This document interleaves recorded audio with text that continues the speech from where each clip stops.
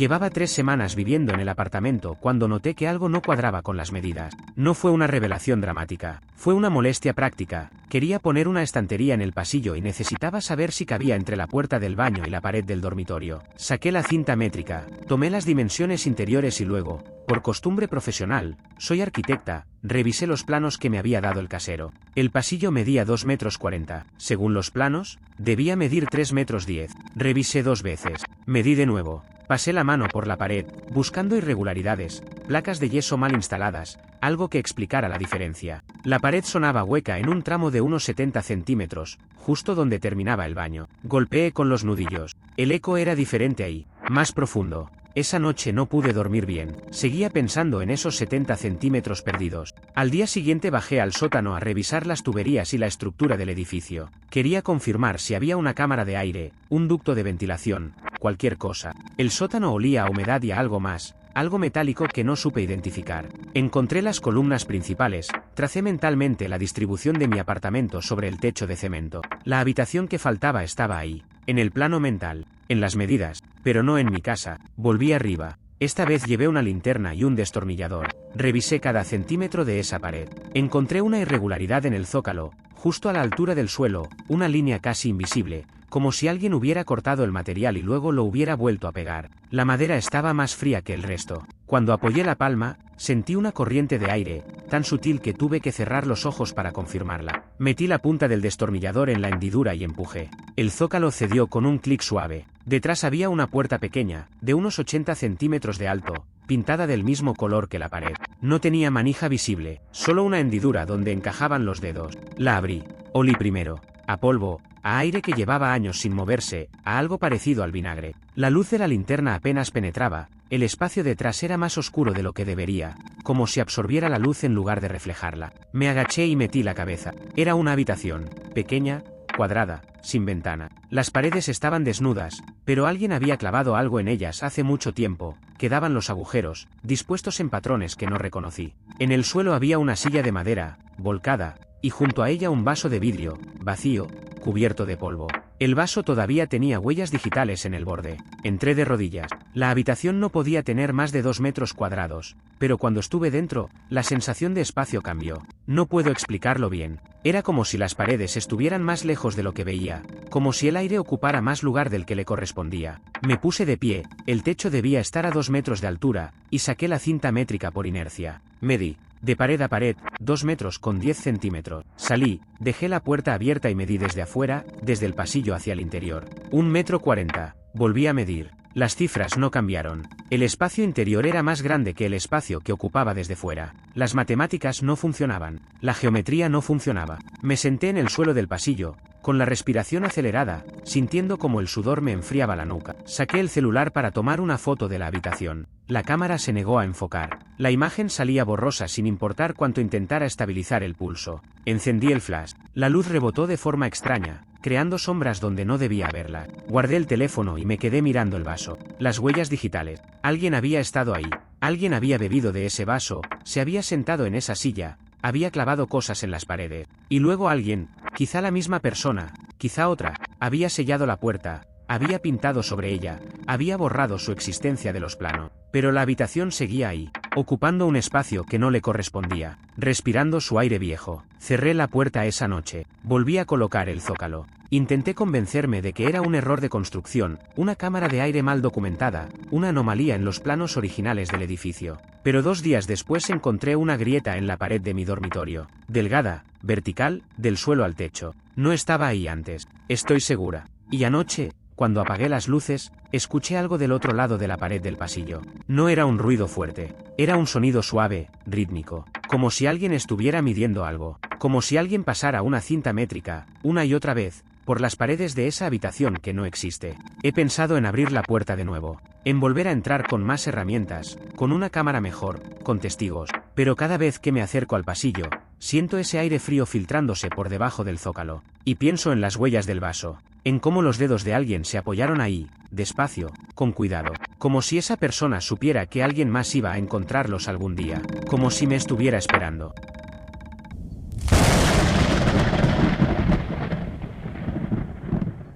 Encontré la carta mientras vaciaba el escritorio de mi tío Esteban, 3 semanas después de su funeral.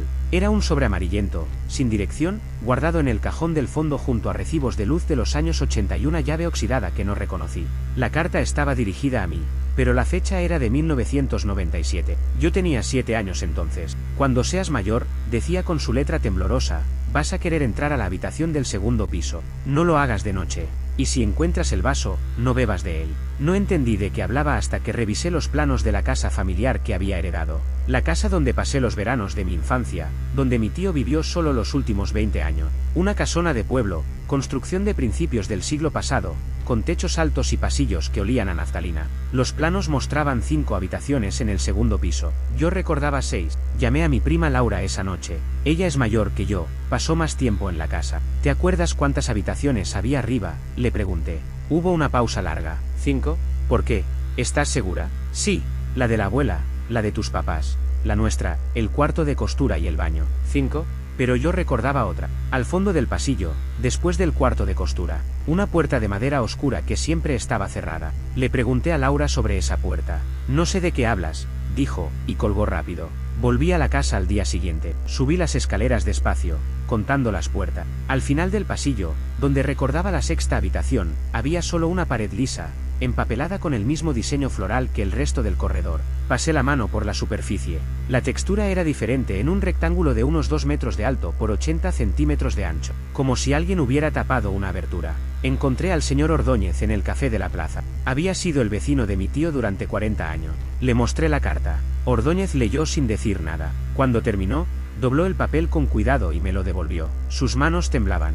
Tu tío me habló de esa habitación una sola vez, dijo. Fue hace como 10 años, una noche que tomamos demasiado. Me dijo que de niño entraba ahí a esconderse, que era su lugar favorito de la casa. ¿Qué había dentro? No me dio detalles, solo dijo que olía a tierra mojada y que había un vaso en el suelo. Un vaso de vidrio grueso, como los que usaban antes. Me dijo que una vez bebió del vaso y que el agua sabía a cobre. Ordóñez me miró directamente. También me dijo que después de eso empezó a recordar cosas que no le habían pasado a él. Le pedí que me explicara. Me dijo que Esteban hablaba de recuerdos de otras personas, de gente que había vivido en la casa antes que él, de un hombre que se había ahorcado en esa habitación en 1943, de una mujer que guardaba cartas de un amante que nunca existió, cosas que Esteban no podía saber. Dejó de hablar del tema después de esa noche, continuó Ordóñez, pero yo lo vi varias veces parado frente a esa pared del pasillo, hablando bajito, como si le pidiera permiso para algo. Esa tarde arranqué el papel tapiz. Debajo había una puerta de madera sin manija, pintada del mismo color que la pared. Usé la llave oxidada que había encontrado con la carta. Encajó perfectamente. La habitación era más pequeña de lo que recordaba de niño, tal vez de 2 metros por 2, sin ventanas. Las paredes estaban desnudas excepto por una mancha de humedad en forma de cruz invertida cerca del techo. El piso era de madera vieja, con bada en el centro. El vaso estaba ahí, exactamente como lo había descrito Ordóñez. Vidrio grueso, con burbujas atrapadas en el material. Estaba vacío, pero cuando me acerqué vi que tenía agua en el fondo. Apenas 1 centímetro. El olor a tierra mojada era real. Y algo más, algo metálico, orgánico, que me hizo respirar por la boca. En la pared del fondo, a la altura de mis ojos, alguien había tallado una fecha, 15 de agosto de 1997, el día que mi tío escribió la carta. Debajo de la fecha, talladas con menos cuidado, había 2 iniciales, E.M. Esteban Morales, pero debajo de esas iniciales había otras, muchas, algunas tan desgastadas que apenas se distinguían. Conté al menos 12 pares de iniciales diferentes, grabadas en distintas épocas, con distintas herramientas. Retrocedí. Mi pie golpeó el vaso. El agua se derramó en el piso de madera y desapareció inmediatamente, absorbida como si la madera estuviera sedienta. Salí, cerré la puerta. No pude volver a poner la llave en la cerradura porque mis manos temblaban demasiado. Esa noche revisé las fotografías familiares que había guardado en una caja. Buscaba pruebas, confirmaciones, cualquier cosa. Encontré una foto de mi tío de joven, quizá de mediados de los 80, parado en el pasillo del segundo piso. Detrás de él, claramente visible, estaba la puerta de madera oscura. La puerta que Laura decía que no existía. Amplié la imagen en mi computadora. En el reflejo del vidrio de un cuadro colgado en la pared, se veía la silueta de alguien más en el pasillo. Alguien pequeño.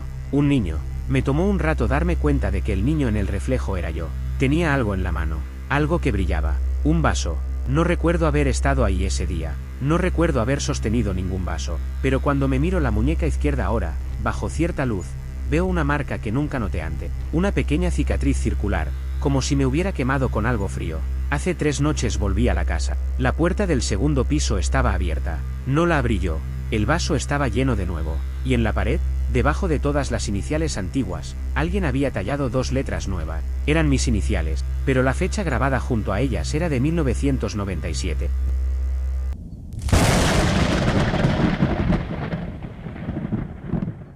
Llevo 6 años como inspector de mantenimiento en edificios comerciales. Trabajo para una empresa que gestiona 12 complejos en la ciudad. Mi ruta semanal cubre oficinas, almacenes y bloques residenciales viejos. Conozco cada pasillo, cada sótano, cada cuarto de máquina. Encontré la primera habitación hace 2 meses, en el edificio Montero. 3er piso, al fondo del ala este. Una puerta que según mis planos daba a un depósito de limpieza. Pero cuando la abrí, el espacio no coincidía. Demasiado pequeño, sin los estantes que marcaba el inventario. Solo paredes desnudas y un olor a humedad que no debía estar ahí en un 3er piso. Medí 2 metros 10 por 2 metros 10 desde dentro. Desde fuera, la puerta ocupaba menos de 1,5 metros en la pared. Anoté la discrepancia en mi informe. Pensé en un error de los planos originales. 3 días después encontré la misma habitación en el edificio Sandoval. No la misma, técnicamente, pero idéntica. Mismo tamaño imposible. Mismas paredes desnudas. Mismo olor. Esta vez estaba en el segundo sótano, donde debía haber un almacén de archivos.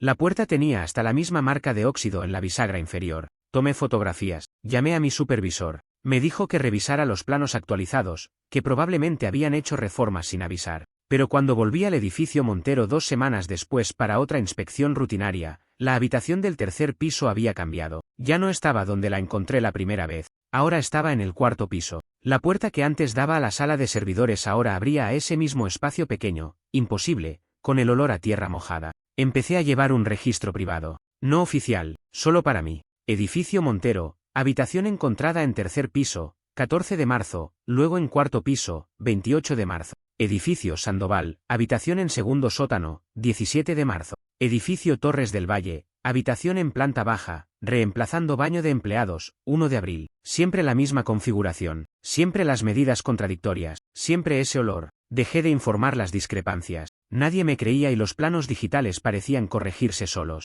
Cuando comparaba las versiones impresas que yo guardaba con las del sistema, las diferencias habían desaparecido, como si la habitación hubiera estado siempre ahí. La 4ª vez que la encontré fue en el edificio Ancla, un complejo de oficinas donde hago inspecciones cada 15 días. Sabía exactamente dónde buscar. Fui directo al archivo del 6.º piso. La puerta estaba entreabierta. Nunca está entreabierta. Adentro, las paredes tenían una textura diferente. No eran lisas como las otras veces. Había marcas, arañazos, como si alguien hubiera intentado salir usando las uñas. Y en el suelo, por primera vez, había algo más que polvo. Una cinta métrica, vieja, de metal, con números en centímetros. La reconocí porque era del mismo modelo que usaba yo, pero la mía estaba en mi cinturón. La recogí. Estaba fría, demasiado fría. Cuando la desenrollé, los números estaban borrosos después del 1,50 m, como si alguien hubiera intentado leer medidas imposibles y la cinta hubiera dejado de funcionar. Esa noche marqué todas las habitaciones que había encontrado en un mapa de la ciudad. No había patrón geográfico.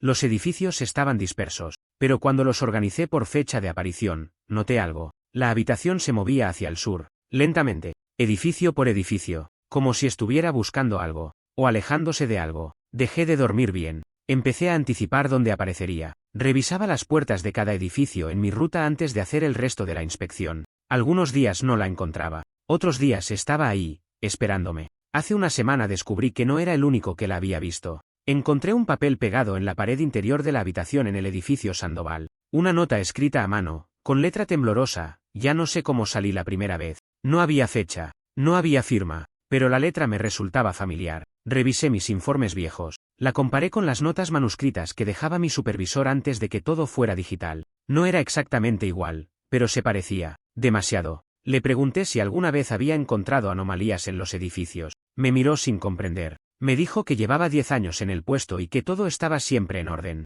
Pero cuando revisé su credencial de empleado colgada en su escritorio, la fecha de inicio era de hace 6 años. No 10. Ayer entré a la habitación en el edificio Jardines del Norte. 5ª vez que aparecía ahí en 2 meses. Siempre en lugares diferentes del mismo edificio. Esta vez estaba en el 1.º piso, reemplazando el cuarto de electricidad. Medí las paredes como siempre hago. 2 metros 10 por 2 metros 10 desde dentro. 1,40 m desde fuera. Pero esta vez, mientras medía, escuché algo. Un sonido muy suave, como si alguien estuviera midiendo al mismo tiempo que yo. Del otro lado de la pared, golpeé la pared con los nudillos. El sonido se detuvo. Luego alguien golpeó de vuelta. 3 golpes. Pausa. 2 golpes. Salí. Cerré la puerta con llave. Marqué el marco con cinta roja. Anoté la hora, 2:37. Cuando volví a las 3:15, la puerta ya no tenía la cinta. La cerradura estaba limpia, sin marcas de que la hubiera tocado. Pero la llave que yo tenía todavía encajaba. La abrí. La habitación estaba vacía, como siempre. Pero en el suelo había una segunda cinta métrica.